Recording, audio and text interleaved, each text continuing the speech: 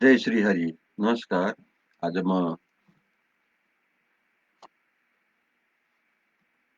हरिवंश पुराण को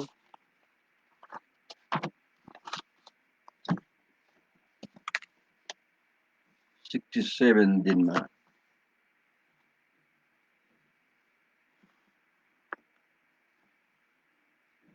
चतुर्थ अध्यायको बाँकी भागलाई अगाडि बढाउँदैछु। इसमें कल हम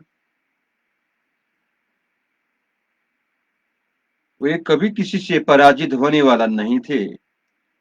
भांडी बट के पास लोक प्रचलित बाल क्रीड़ाओं द्वारा मन बहलाते हुए श्री कृष्ण और बलराम विचरण करने लगे। इस प्रकार देवताओं द्वारा पूजित होने पर भी वे दोनों मानवीय दीक्षा ग्रहण करके मनुष्य जाति के गुणों से युक्त क्रीड़ाएं करते हुए वन में घूमने लगे।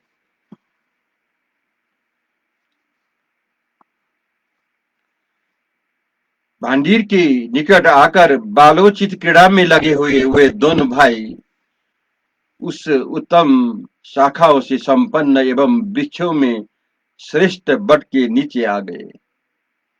युद्ध की प्रणाली में परम चतुर वे दोनों भाई वहां कभी झुला झुलाकर और कभी फेंकने योग्य पत्थर फेंककर व्यायाम करने लगे।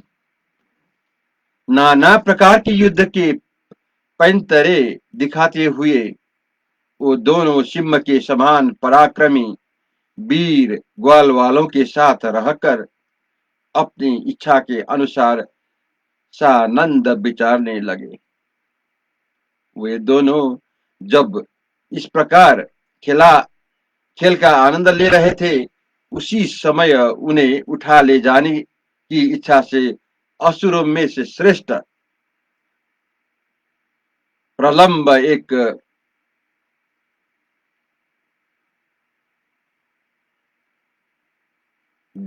गोप बालक का भेष धारण करके वहां आया। उसने वन्य पुष्पों से अपने आप को विभूषित कर रखा था। उस समय उनका छिद्र उन्हें उठा ले जाने का अवसर ढूंढा रहा था और उन दोनों वीरों को अपने हंसी खेल से लुभा रहा था। दानव प्रवर प्रलंब मनुष्य न होने पर भी मनुष्य का शरीर धारण करके निशंक भाव से उन बालकों को बीच घुस गया। वे सब बालक उस देवद्रोही के साथ खेलने लगे। वह ग्वाल वाल का भेष धारण करके आया था, इसलिए समस्त गोप उसे अपना भाई बंधु ही मानते थे। परंतु गोप वे भेष में आया हुआ प्रलंब उन दोनों वीरों की दुर्बलता का अवसर ढूंढ रहा था। इसलिए उसने श्री कृष्ण और बलराम पर क्रूरतापूर्ण दृष्टि डाली।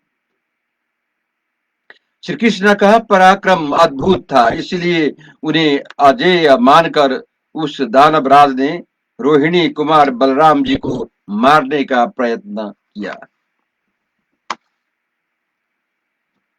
तदंतर वे सब ग्वालवाल हरिणा किरण नामक बालोचित खेल खेलने लगे।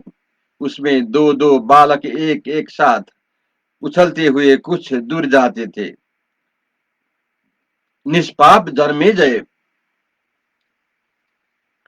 श्री दामा की साथ श्री कृष्ण और ग्वाल वालों के भेष में आए हुए प्रलंब के साथ संकर्षण कूद कूद कर चलने लगे। इसी तरह दूसरे ग्वालवाल अन्य ग्वालवालों के साथ दो की जोड़ी बनाकर एक दूसरे के लाग जाने का प्रयत्न करते हुए शीघ्र गति से उछलते हुए चलने लगे। उस खेल में श्री कृष्ण ने श्री दामा को, रोहिणी नंदन बलराम ने प्रलंब को तथा अन्य कृष्ण पक्षीय गोपों ने दूसरे पक्ष के गोपों को पराजित कर दिया। जो जो बालक हारे थे वो अपने साथ के विजयी वालों को पीठ पर ढोते हुए हर्ष के साथ सहसा दौड़े और भांडीर वृक्ष के तने तक पहुंचने की नीयत सीमा पर पहुंचकर फिर लौट आए। परंतु दानव प्रलंब बलराम जी की शीघ्र ही अपने कंधे पर चढ़ाकर वहां से विमुख हो तीव्र गति से आकाश की ओर चल दिया। उस समय वह ऊपरी भाग में चंद्रमा को धारण किए काले मेघों के समान जान पड़ता था। बुद्धिमान रोहिणी नंदन बलराम के भार को सहन न कर सकने के कारण वह दानव बढ़ने लगा। बढ़ते बढ़ते वह विशाल काय हो इंद्र का वाहन बने हुए मेघ के समान प्रतीत होने लगा। दानवराज प्रलंब ने वहां अपने शरीर को भंडीर बट तथा जले हुए कज्जल गिरी के समान दिखाया। उस दैत्य का मुख 5 पुष्प गुच्छों से युक्त सूर्य तुल्य तेजस्वी मुकुट से देदीप्यमान था। उस मुकुट के धारण करके श्री सूर्य से आक्रांत हुए काले मेघ के समान जान पड़ता था। उसका मुख बहुत बड़ा था, गर्दन भी वैसी ही थी। वह महाकाय दैत्य यमराज के समान भयंकर दिखाई देता था। उसकी आंखें गाड़ी के पहिए सी घूम रही थी। वह अपने पैरों से पृथ्वी को झुका देता था। उसके गले में फूलों की लंबी माला शोभा दे रही थी। उसके वस्त्र और आभूषण भी बहुत बड़े बड़े थे। वह वीर प्रलंब नीचे को गिरते हुए जल जल वाले मेघ के समान तीव्र गति से चला जा रहा था। उस महान असुर ने रोहिणी नंदन बलराम को बड़े वेग से हर लिया। ठीक उसी तरह जैसे प्रलयंकर काल एकाणबे में डूबे हुए समस्त लोक का अपहरण कर लेता है, प्रलंबासुर के द्वार हर कर ले जाते हुए संकर्षण आकाश में ऐसे जान पड़ते थे मानो कोई काला मेघ चंद्रमा को अपने ऊपर बिठा कर लिए जा रहा हो। उस समय बलराम ने अपने आप को प्राण संशय की स्थिति में पड़ा हुआ समझा। तब दैत्य के कंधे पर बैठे हुए उन श्रीमान शंकरषण ने श्री कृष्ण से इस प्रकार कहा, श्री कृष्ण, यह देखो, मुझे कोई पर्वत के समान विशाल काय दैत्य हर कर लिए जाता है। इसने मनुष्य रूप धारिणी महती माया का प्रदर्शन करके मुझे भ्रम में डाल दिया था। यह दुष्टात्मा दैत्य बढ़कर बहुत लंबा हो गया है।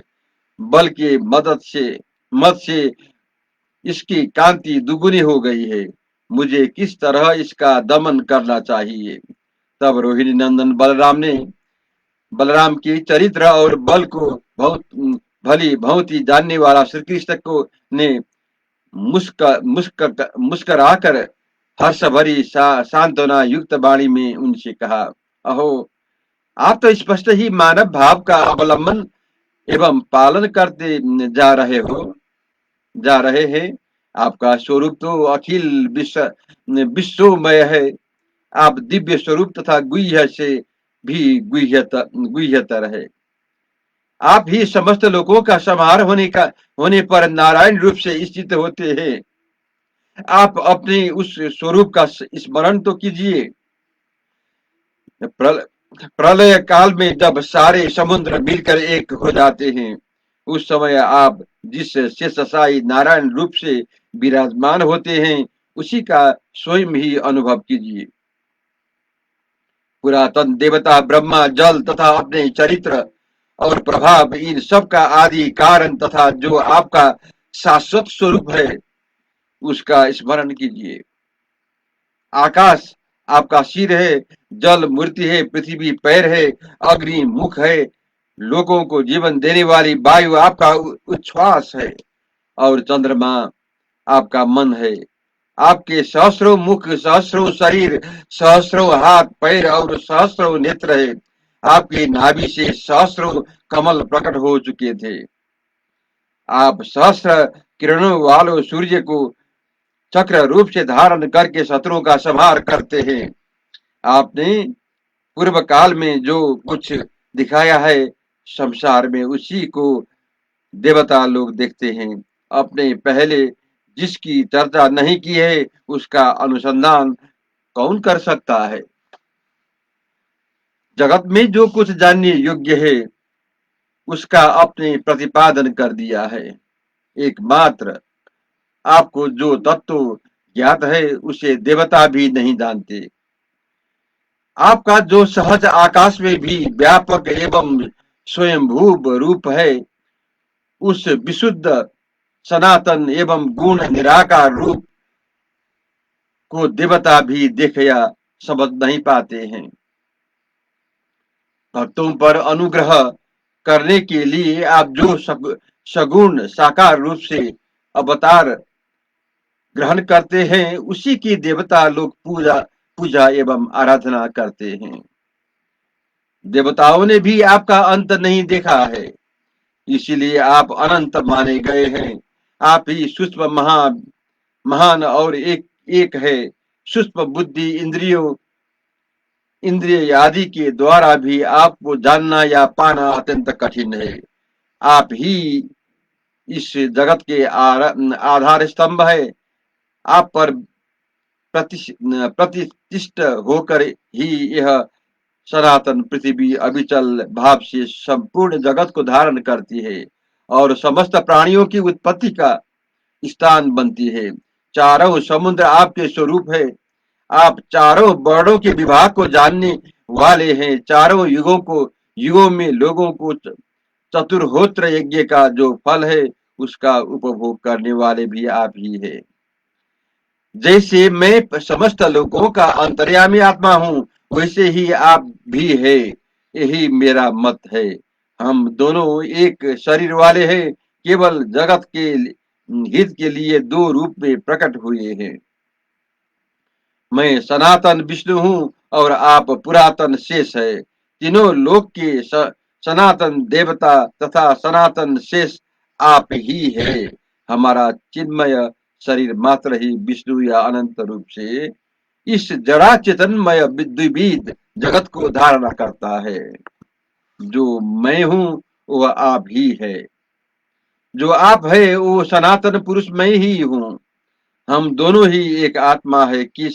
किंतु इस समय दो महाबली स्वरूप में प्रकट हुए हैं। देव, आप किम कर्तव्य विमूढ़ की भांति क्यों चुपचाप बैठे हैं? बलपूर्वक इस दानव को मार डालिए। अपने वज्रतुल्य मुक्के से इस देवद्रोही के मस्तक पर प्रहार कीजिए। वैश्यपायन जी कहते हैं, जन्मेजय भगवान श्री कृष्ण ने जब इस प्रकार पुरातन रहस्य का स्मरण दिलाया, तब रोहिणी नंदन बलराम त्रिलोकी के भीतर व्याप्त हुए अनंत बल से परिपूर्ण हो गए। तब उन महाबाहु वीर ने दुराचारी प्रलंबासुर के मस्तक पर अपनी बंधी हुई वज्र तुल्य मुष्टि को प्रहार किया। इससे उसकी खोपड़ी उड़ गई और शेष मस्तक उसके धड़ में ही धस गया। फिर वह घायल हुआ दानवराज पृथ्वी पर घुटने टेक कर गिर पड़ा और प्राणहीन होकर सदा के लिए सो गया। जैसे आकाश में स्थित हुए मेघ की घटा जब छिन्न छिन्न छिन्न भिन्न होकर बिखर जाती है, उस समय उसका जैसा रूप दिखाई देता है, पृथ्वी पर टूट टूट होकर बिखरे हुए प्रलंबासुर का रूप भी वैसा ही दृष्टिगोचर हुआ। कटे फटे मस्तक वाले उस असुर के शरीर से खून की धारा बह चली।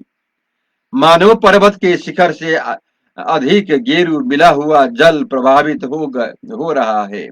इस प्रकार प्रलंबासुर को मारकर अपने बल को पुनः समेट लेने के बाद प्रतापी रोहिणी कुमार बलराम ने श्री कृष्ण को हृदय से लगा लिया। उस समय उस दैत्य के मारे जाने पर श्री कृष्ण गोपगण तथा आकाश में खड़े हुए देवता विजय सूचक आशीर्वाद देते हुए महाबली बलराम जी की स्तुति करने लगे। अनायास ही महान कर्म करने वाले इस बालक ने ऐसे महान दैत्य को बलपूर्वक मार गिराया। इस प्रकार देवताओं की कही हुई आकाशवाणी बारंबार प्रकट होने लगी। उस समय आकाश में खड़े हुए देवताओं ने उनका नाम बलदेव रख दिया। तभी से भूतल के मनुष्य बलदेव जी के बल को जानने लगे, जो देवताओं के लिए भी दुर्दय था। उस प्रलंब नामक दैत्य के मारे जाने पर बलराम जी को उनके पराक्रम के अनुसार वह बलदेव नाम प्राप्त हुआ था। जय श्री कृष्ण, जय श्री हरि।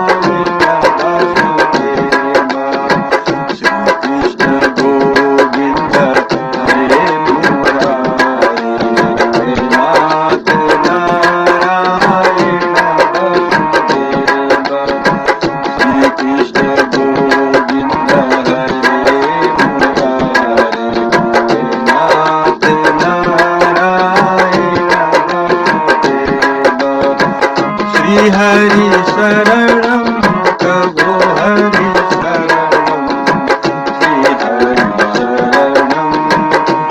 हरि शरणं, श्री हरि शरणं प्रभु हरि शरणं, श्री हरि शरणं, श्री हरि शरणं प्रभु हरि शरणं, श्री हरि